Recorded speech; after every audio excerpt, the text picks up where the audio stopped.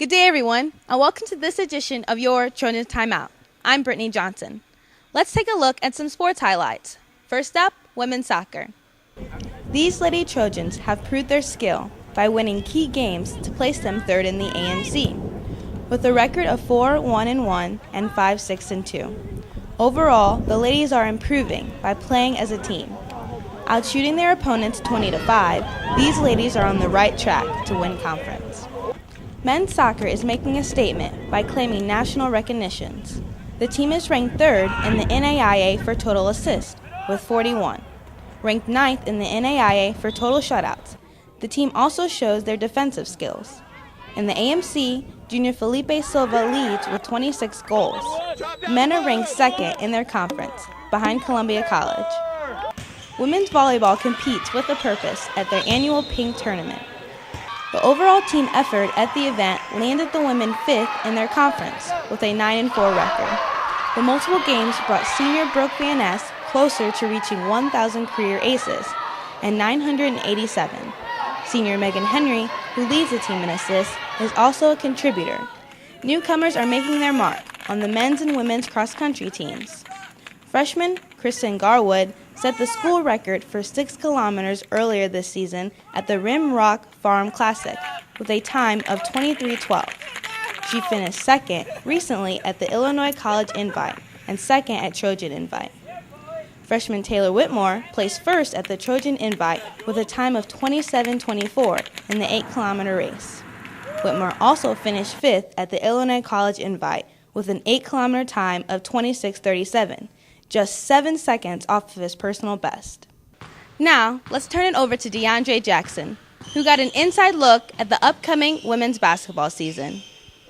Hi, I'm DeAndre, and today we have Ashley Spencer from Adelaide, Australia. She's a sophomore here playing basketball for the Trojans. Coming from Australia, tell me about that transition to America. How was that?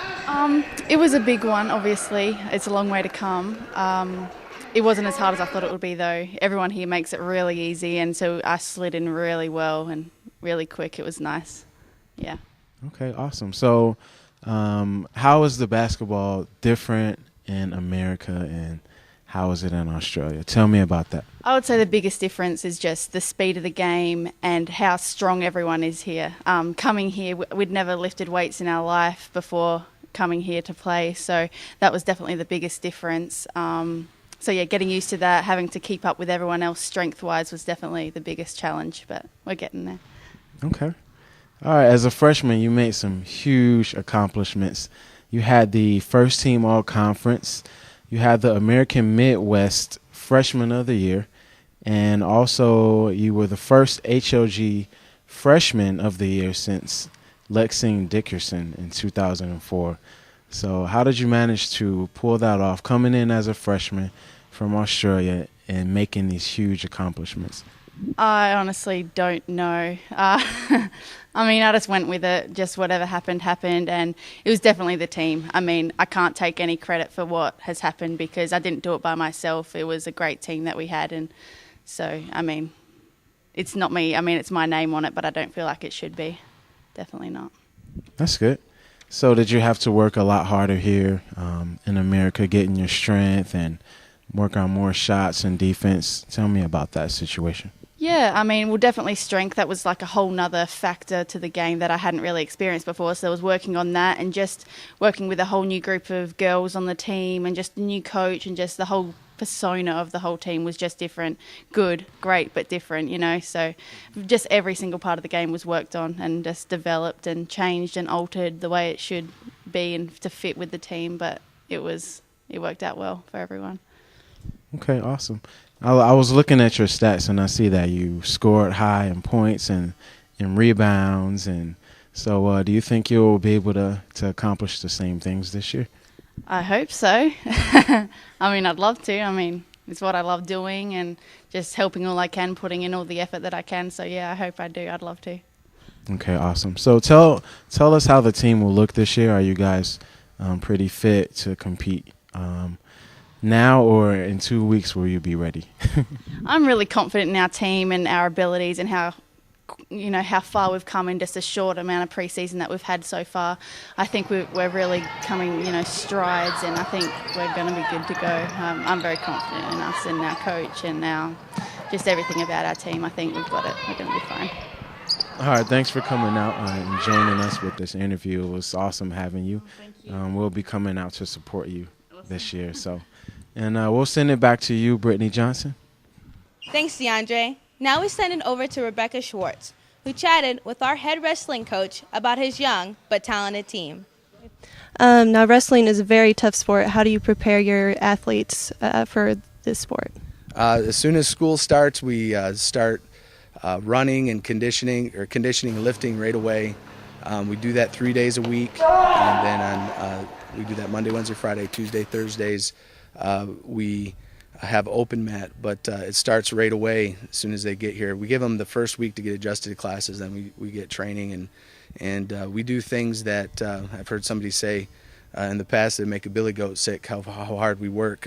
But we run the Lighthouse, we run Lover's Leap, we run 5 miles on River Road, and we do that, and then every Monday, Wednesday, Friday morning at 6:15 we're lifting in the weight room. So that's how we get ready physically. Mentally, it's just committing to doing the hard things. Some of these guys come in and they commit to lose body fat. They're not losing muscle or just water weight, but they're actually committing to lose body fat, and that takes some discipline in our new cafeteria with all the nice food that's in there as well.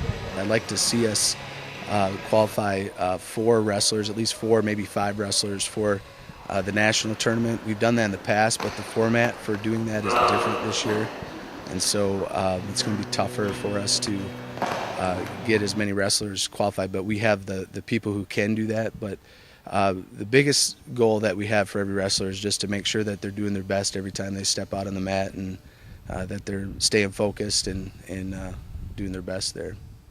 Okay, thanks. So you have a lot of new freshmen. How will they contribute individually and as a whole to the program?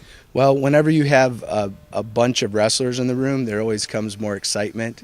And so they do their best at keeping our upperclassmen on their toes. Obviously, they don't have the experience that the upperclassmen have, but a lot of times they bring a lot of heart and enthusiasm.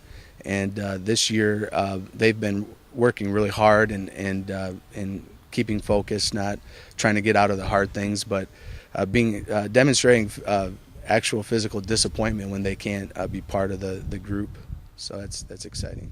Okay. You said that you would like at least 4 people to go to the national tournament. How does one actually get to the national tournament? Well, in the past, we've been able to qualify wrestlers in regular season tournaments, but this year they're going to follow more of the NCAA format, where you have to qualify through a regional qualifying tournament.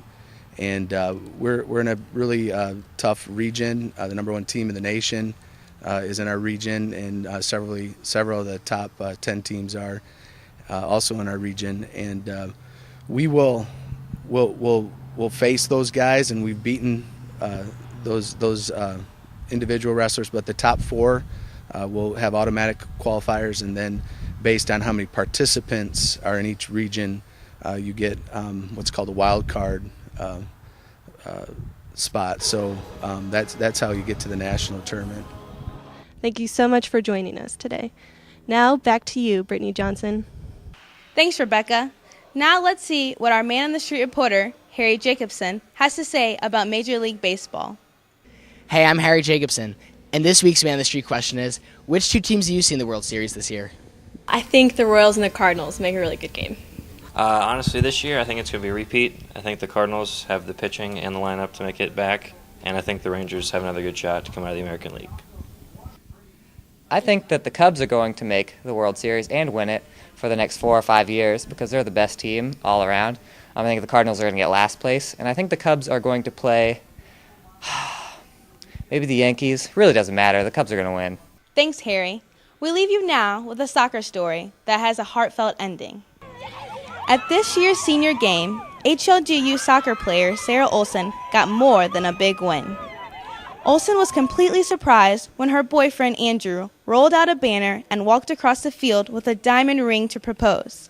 Olson says the proposal was an amazing surprise. We should also point out that Sarah said yes. Congratulations. That's all the time we have for now. For the Trojan News Network, I'm Brittany Johnson, and thanks for watching.